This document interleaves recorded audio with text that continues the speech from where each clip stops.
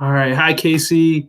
We're going to go over our ropes really quick, and then we'll get into the warm-up activity, and then we'll get into today's topic, which was communication. I got that right off of the reflection forms, and we'll have a discussion on it. So let me pull up our ropes really quick. And I'll start with the first one, which is our R, which is respect. We respect everyone's voice and treat them as equals in this space. We're also going to talk about responsibility. We're responsible and held accountable for our actions in this chat. And as we've always talked about, which I already talked about in the beginning, all sessions are recorded for everyone's safety, and they'll be shared with those who couldn't attend today. Next, we're going to look at O, being open-minded. This is a public space. Everyone is coming from different places, so understand that they have different thoughts and opinions, and that we need to be open to those and be open to learning. The next one is opportunity, taking advantage of this opportunity to connect and share with people. I appreciate you being here, Casey, and taking advantage of this opportunity. Next is P. We're going to be talking about patience. Please be patient with us. We're getting pretty good at these sessions. We're doing better. But also there could be some technical issues with some things we're trying to share. So if there is any delays or anything like that, just be patient with us. Participation. Casey, you're the only one here, so I'm expecting you to participate a lot because it's going to be you and me having a discussion until anyone else joins in. But again, you can always, we want you to participate, but you can pass as well. Next is E, putting forth the effort. Again, appreciate you, Casey, putting forth the effort to be here on time and ready to rock and roll. Being engaged, so finding a spot where a place in your house where you can it can be quiet, there's no distractions, no outside conversations, and definitely enjoyable. We want to make this an enjoyable experience for you. We are going to learn different things, but we also going to try to have some fun with it as well. The last is the S, giving people space to speak. In online conversations, it's important that we give a few seconds after someone is talking, just to make sure that they got their complete thought out. And then the last S is safe. This is a safe space. Any bullying, disrespect, or inappropriate behaviors will not be tolerated. That's one of the main reasons that we do record the session, so we can address any issues that may occur. All right. So I'll stop presenting, and I can see. So Casey, just to do a quick check-in, how are you doing? How are things been this week so far? Good. Okay. How's the whole school situation, online schooling and everything like that? Oh, yes, packets. How are they going? We didn't get them yet. Okay. So what have you been doing all week? I just do Duolingo. Okay, cool. Have you been getting outside? I know you're pretty adventurous. You've still been kind of going out and doing stuff. Have you been able to go anywhere? I went to Walmart and Subway yesterday. Okay, very cool. I'm glad you're getting some fresh air. What I had down for our warm-up question was, what's your favorite holiday? So what is your favorite holiday, Casey? Christmas, because it's in the wintertime and it's always snowy. Well, not lately, but... Okay, so you like the wintertime. I didn't know that. Yeah, I love winter. Awesome. I would say my favorite holiday is actually the opposite. So I really like 4th of July because it's the summer, and I like, sunshine, and we always have our family reunion on the 4th of July weekend. So it's good to see family and things like that. So Casey, today the topic that I picked from the reflection form was to talk about communication. So we're going to have a lot of communication today because it's going to be you and me talking. When I say the word communication, what do you think? How would you kind of define communication? People just talking. People talking. It's really just how we share our thoughts, our feelings, and our ideas, how we communicate. I'm using the word in the definition, but how we share our feelings, our thoughts, and ideas with other people. When we talk about communication, how do we communicate? So you mentioned talking. What are some other ways that we're able to communicate with people? Social media. Okay, social media. When you talk about social media, how do we communicate things on there? Is it just talking, or do we do other ways to communicate through social media? You can text, call, FaceTime. Okay. With social media, I'm glad you brought that up. Can you think of, how do I phrase this? So emojis, people communicate through emojis a lot. Would you agree? Yep. So why it's interesting because I'm working on a lesson for social media and I'm talking about emojis and I think you could give me a lot of good insight into this. Why do you think people use emojis instead of words? Well, sometimes if you use words like they can mean like because you'll never know how someone is actually saying it in a text message. So if you put the emoji of how you're like feeling and saying it, then they'll get like you're not trying to be smart or you're not trying to be like funny or something like that. Okay, so like when you text someone and they see the words, they're like, "Oh, that could be mean anything. They could be being sarcastic, they could be serious or whatever." But when you add the emoji, it kind of changes the tone of what they text to you. Is Yeah. that right? Cool. See, I'm learning stuff. This is good. Um, so with like the whole social distancing thing, how has communication changed for you? Like, how are you mainly communicating with people? I just text them. Okay. Were you doing that beforehand? Yep. Okay. Um, I know for me, like this whole like video conferencing thing is like totally brand new. Like I've been doing all my meetings and stuff virtually and like meeting with teams virtually, like through these like hangouts and stuff like that. It's a whole new form of communication for me. And also using apps in my personal life. So one thing that we've been doing for my family and my friends is we use the house party app to like play games and like talk with each other and stuff like that. Like it's something I never thought of using before, but like we had like a family game night with like my brother who lives in Philly. I have a cousin who lives in Maryland, and we were able to all connect in this like virtual space now, which is kind of cool. I think it's something that we're all learning to kind of navigate during social distancing. Um, what are some other ways that can be used for communicating? So, like you said, you text a lot. What are some other ways that people communicate? You might not use them, but they might be a little bit old school. But like, what are some other ways that you think people share thoughts and ideas with each other? I don't know. So, have you ever written a letter Oh, yeah. I mean, like for essays. for essays? Okay, Yeah, so wait, we did it's a Coke. okay. So you've never like written on a piece of paper, put it in an envelope, put a stamp on it, and put it in the mail? No. That's interesting. Because like when I was your well, maybe a little bit younger, we used to do this thing called pen pals, where like you would actually like write letters to like a kid at another school, and it was like a big deal. You'd put it in the mail, and then like you'd have to wait like a week or two, and then you'd get a letter back. It's like a whole they call it like snail mail now, but that's kind of how they did back in the day. Um, okay.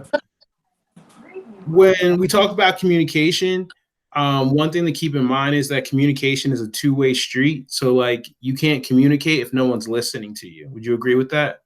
Yeah. Okay. Do you feel like you're a good listener? Sometimes, like halfway. Okay. So, when you say sometimes, when you are a good listener, what do you do to show that you're a good listener? Or like, how does someone notice that you're listening to them? I think I have good eye contact. Like I can look at people in their eyes. Like and not look. Sometimes I'll get nervous, but I'll force myself to look at them. Okay. So you consciously make an effort to look at that person when you're talking with them. Yeah, and someone they would probably know if I don't like care really about what they're saying. Cause like I don't know, I'll probably look the whole opposite way and just wait till the conversation is over. Okay. So kind of like your facial expressions as well show how much you're like interested in the conversation. Yeah, sometimes. Okay. So definitely facial expressions, eye contact. Is there any other things that you might do during a conversation to show that you're listening? Um. Well, during I don't know, but after you could ask like questions. I don't like whenever like people like because me I try and like if someone's telling me something I'll try to get them to say like more so I won't talk because you can get someone to say more than what you actually are asking if you just let them talk so I just let them talk. That's big. That's huge. Not cutting people off when they're trying to express themselves, let them get their like full thought out, and then also responding to that. You know what I mean? Like if someone's talking to you and telling you this whole story, and you're like, okay, thanks, rather than they're going to be like, okay, did you actually hear me? Did you actually listen to me? But if you're asking questions about what they were talking about, that's definitely a sign that you actually listened to them. I like that. Um, so on the other side of that, how can you tell when someone is not listening to you? For me it doesn't matter like well some like if I'm talking to like my friends or like my mom or somebody like that They can all tell you, like, if I'm talking to you and I feel like you're playing on your phone and you might be listening, but I'll ask you, so what did I say at the end?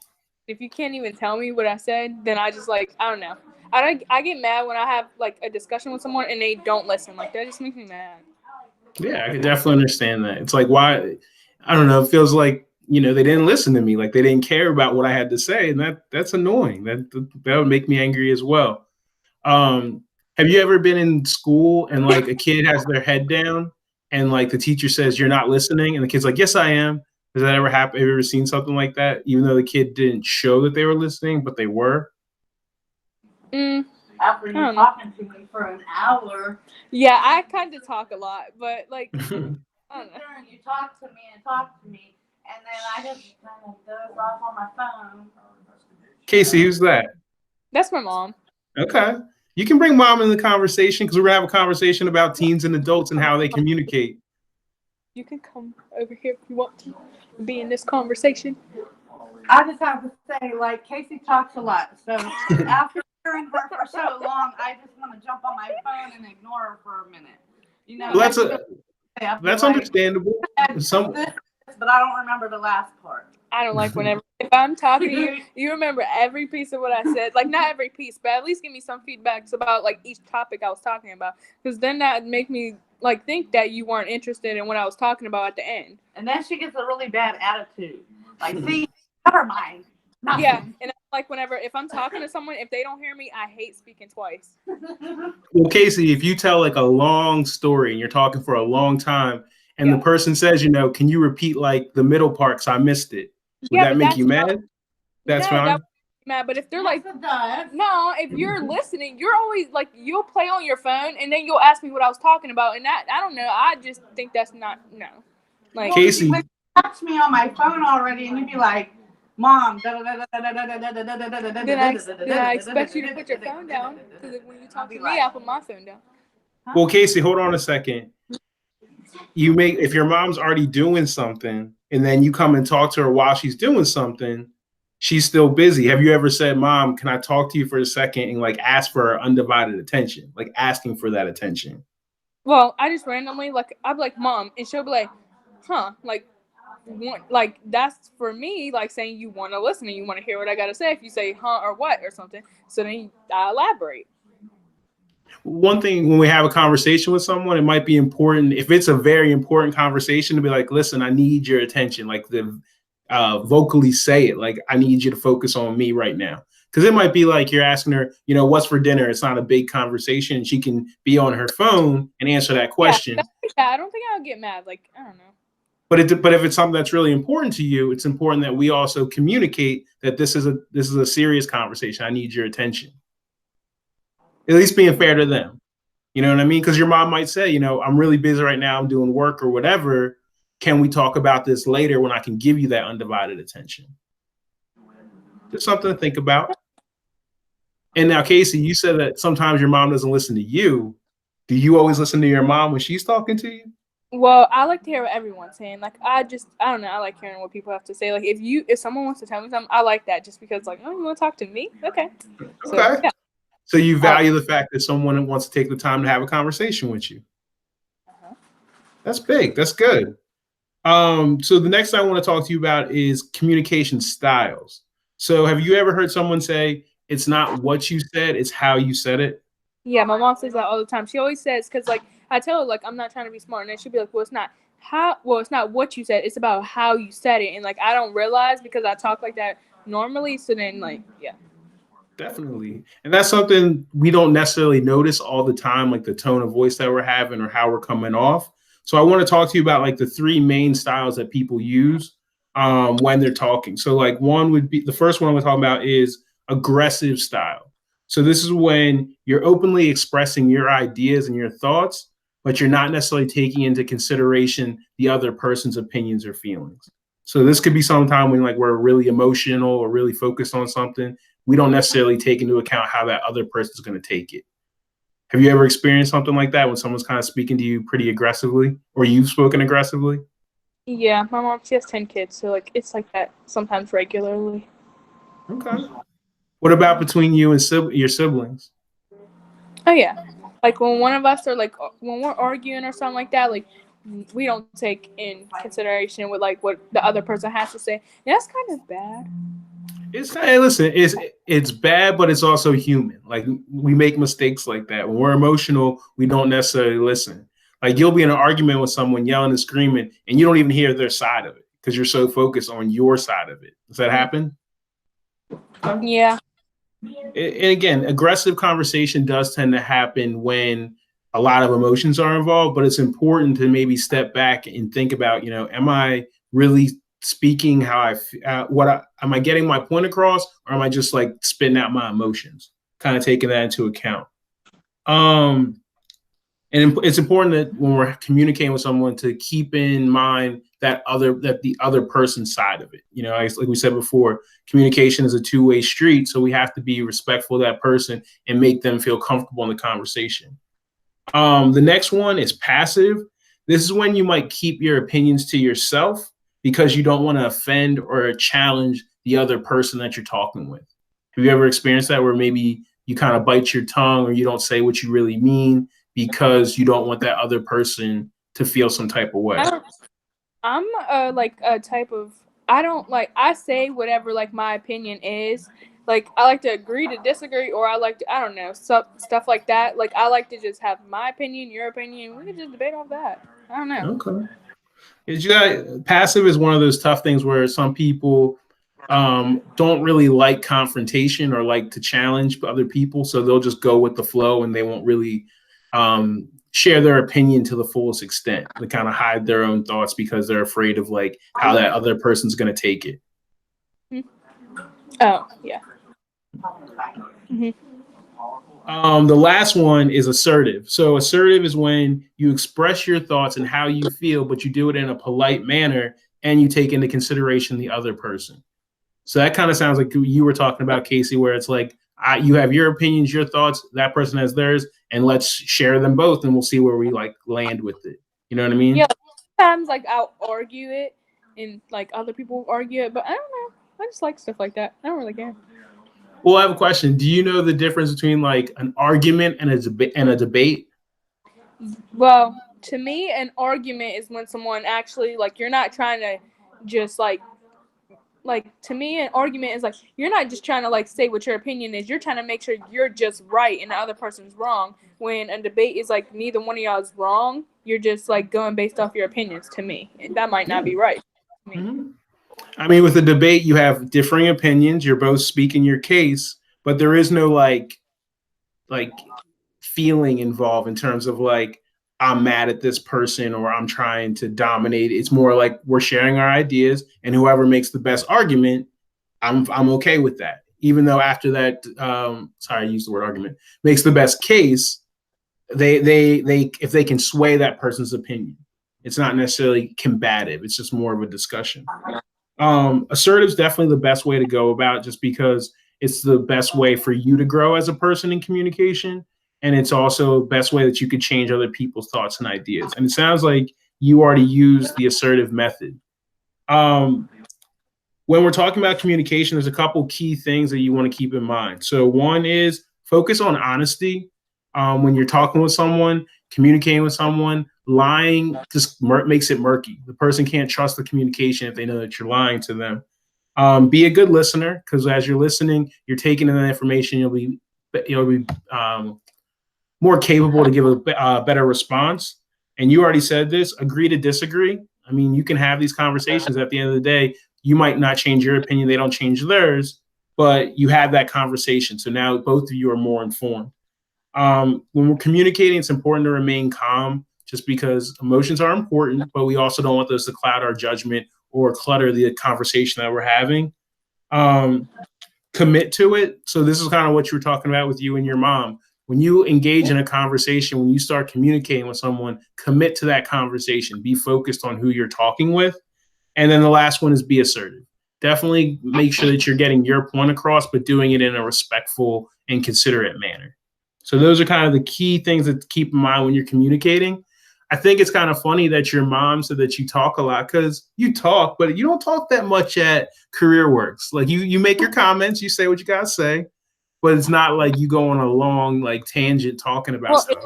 I don't know, like if I'm like super comfortable with like everybody and I'm just like used to being around them, like, and I like will tell you a lot of stuff, like I'll tell you and then I'll go into a bunch of different stories and like that type of stuff. Like if I'm telling you, it'll take me a long time just to like get around and just actually get my point across for that one thing. Okay. So Casey, we're going to shift into the community discussion part. So I'm going to stop the recording, stop the live stream, and then we'll get right back into it. So give me 1 second.